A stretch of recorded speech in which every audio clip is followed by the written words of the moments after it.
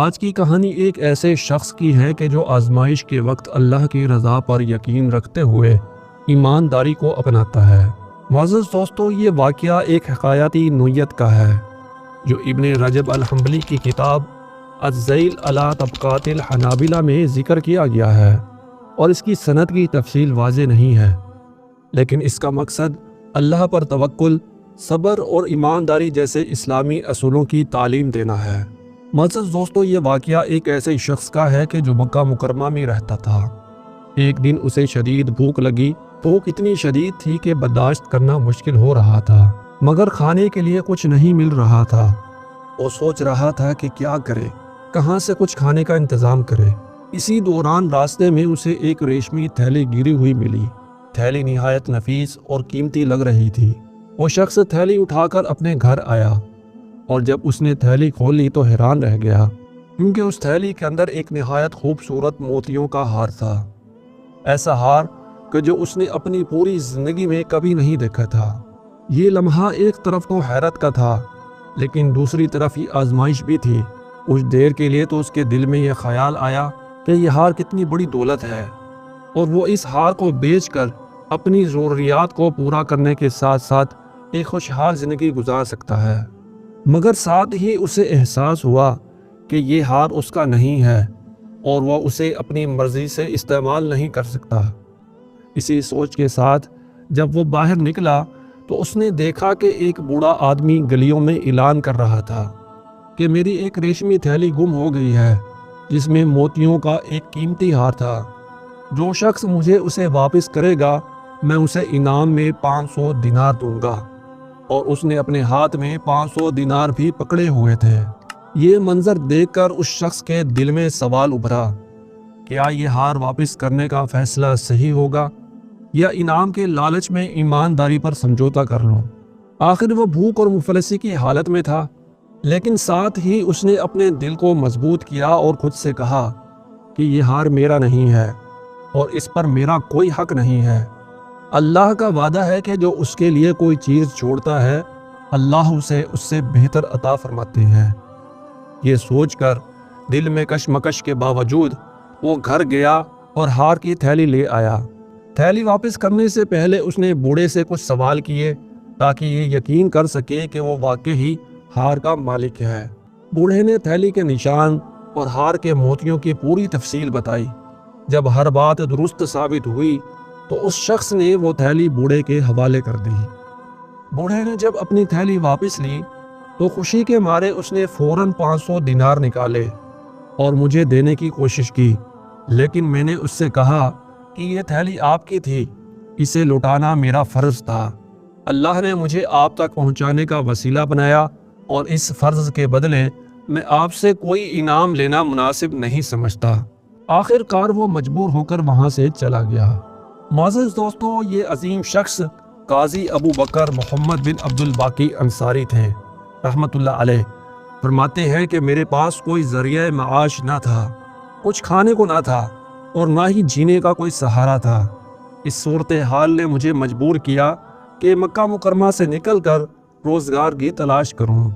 اسی مقصد سے میں نے ایک کشتی میں سوار ہو کر سمندر کے سفر کا آغاز کیا، لیکن راستہ میری توقع کے برعکس نکلا۔ کشتی عین سفر کے دوران طوفان کا شکار ہو گئی، اور زوردار لہریں کشتی کو توڑ کر لے گئیں۔ تمام مسافر اور سامان سمندر میں ڈوب گئے۔ میرے لیے سب کچھ ختم ہو گیا تھا کہ اللہ کی قدرت کا ایسا معجزہ ہوا کہ کشتی کی ایک ٹوٹی ہوئی لکڑی میری مددگار بنی، اور میں اس کے سہارے بہنے لگا۔ آخر کار سمندر نے مجھے ایک اجنبی جزیرے کے ساحل پر لا پھینکا۔ یہ جزیرہ آباد تھا۔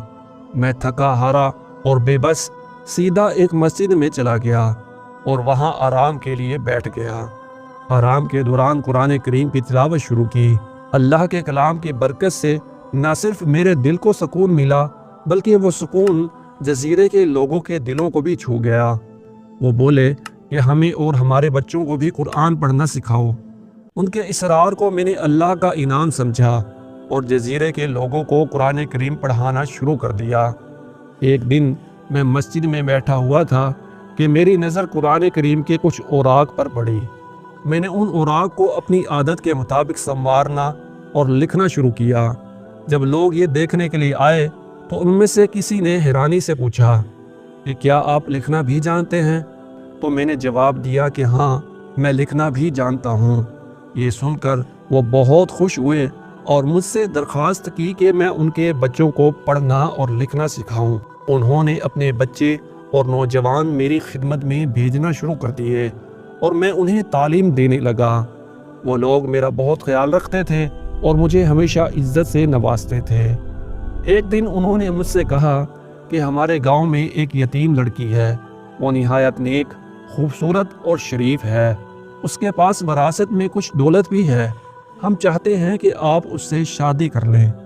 میں نے ان سے معذرت کی اور کہا کہ میں شادی نہیں کرنا چاہتا، لیکن وہ بار بار اصرار کرتے رہے۔ بالآخر ان کی ضد کے آگے مجھے جھکنا پڑا اور میں نے شادی کے لیے ہاں کر دی۔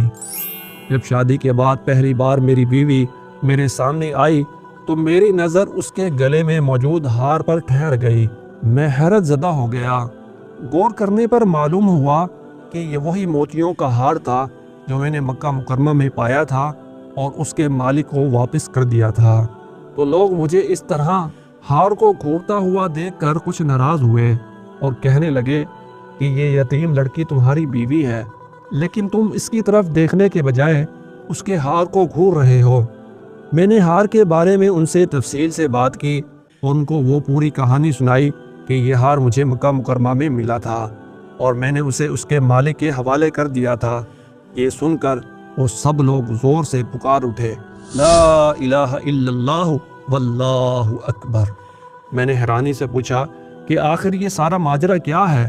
انہوں نے بتایا کہ وہ بوڑھا آدمی جسے آپ نے ہار واپس کیا تھا، دراصل وہ اسی یتیم لڑکی کا والد تھا، اور وہ ہمیشہ کہا کرتا تھا کہ اگر دنیا میں کوئی حقیقی ایماندار شخص ہے تو وہی ہے کہ جس نے میرا موتیوں کا ہار ایمانداری سے مجھے واپس کر دیا تھا۔ یہ حقیقت جان کر میری آنکھوں میں آنسو بھر گئے۔ انہوں نے کہا کہ وہ ہمیشہ دعا کرتا تھا کہ اے اللہ، مجھے اس شخص کے ساتھ ملا دے کہ جس نے میرا ہار لوٹایا ہے، تاکہ میں اپنی بیٹی کی شادی اس سے کر دوں، اور اللہ تعالیٰ نے اس کی مراد آج پوری کر دی۔ تم خود ہی یہاں آ گئے اور اس کے خواب کو حقیقت میں بدل دیا۔ یہ بات سن کر میرا ایمان مزید مضبوط ہو گیا کہ اللہ تعالیٰ اپنے بندوں کی نیکی اور اخلاص کو کبھی ضائع ہونے نہیں دیتا۔ معزز دوستو، قاضی ابو بکر کا بیان ہے کہ میں نے اس لڑکی کے ساتھ جو کہ اب میری بیوی تھی زندگی کا طویل سفر گزارا۔ ہم ایک خوشحال اور مطمئن زندگی بسر کر رہے تھے۔ اللہ نے ہمیں 2 بچے عطا کیے اور ہماری زندگی خوشیوں سے بھرپور تھی۔ کچھ عرصے بعد میری بیوی کا انتقال ہو گیا اور میں تنہا رہ گیا۔ بیوی کے انتقال کے بعد وہ موتیوں کا قیمتی ہار مجھے اور میرے بچوں کو وراثت میں ملا، لیکن آزمائش یہاں ختم نہ ہوئی۔ کچھ وقت کے بعد میرے دونوں بچے بھی انتقال کر گئے۔ ان کا غم میرے دل پر بہت گہرا اثر چھوڑ گیا، لیکن اللہ کی حکمت پر یقین رکھتے ہوئے میں نے صبر کا دامن تھامے رکھا۔ اب وہ ہار کہ جس کی وجہ سے میری زندگی میں یہ غیر معمولی موڑ آیا، میں نے اس ہار کو 1,00,000 دینار میں فروخت کر دیا۔ یہ جو کچھ مال و دولت آج تم میرے پاس دیکھ رہے ہو، یہ اسی ہار کی بدولت ہے۔ اللہ تعالیٰ نے میری ایمانداری اور صبر کا ایسا بدلہ دیا جو میں نے کبھی سوچا بھی نہ تھا۔ معزز دوستو، اس کہانی کا پیغام یہی ہے کہ آزمائشیں ہمیں مضبوط بناتی ہیں، اور ایمانداری وہ خزانہ ہے کہ جو اللہ کے یہاں کبھی ضائع نہیں جاتا۔ معزز دوستو، اگر آپ کو یہ کہانی پسند آئی ہے تو اسے دوسروں تک پہنچائیں تاکہ زیادہ سے زیادہ لوگ اس سے سبق حاصل کر سکیں۔ ہمارے چینل بامقصد کہانیوں کو سبسکرائب کر کے بیل آئیکن کو ضرور آن کریں تاکہ آپ مزید دلچسپ اور ایمان افروز واقعات سن سکیں۔ آپ کی حمایت ہماری حوصلہ افزائی ہے۔ کومنٹس میں اپنی رائے کا اظہار کریں اور بتائیں کہ آپ کو یہ کہانی کیسی لگی ہے۔ اللہ تعالیٰ ہمیں نیکی اور صبر کے راستے پر چلنے کی توفیق عطا فرمائے۔ آمین ثم آمین۔ اگلی ویڈیو تک کے لیے اجازت دیجیے۔ اللہ حافظ۔